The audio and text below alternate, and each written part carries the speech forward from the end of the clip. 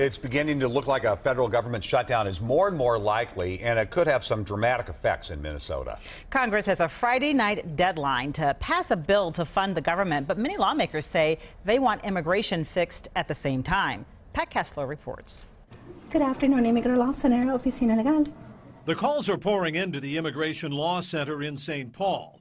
It offers legal help for young people called Dreamers who came to America as children illegally with their parents. Could you get sort of more drama?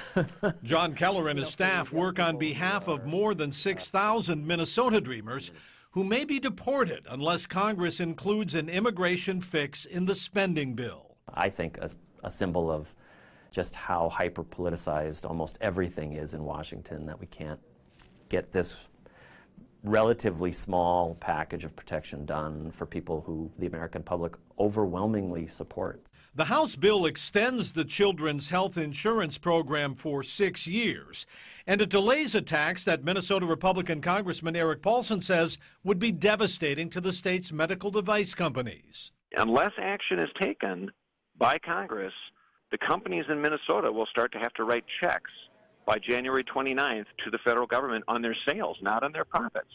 A shutdown won't affect essential services like Social Security checks, airport security, air traffic controllers, or the Postal Service.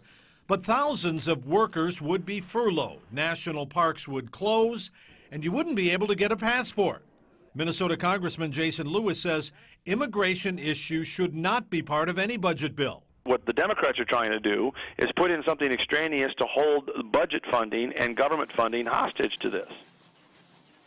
Well, immigration issues have been front and center for a week now after President Trump's controversial remarks about immigrants from certain countries. But both Democrats and Republicans in the U.S. Senate are pushing for a DACA fix and pressuring the House to include it in the budget bill. Right now, it doesn't look that good. All right. Thank you, Pat. You bet.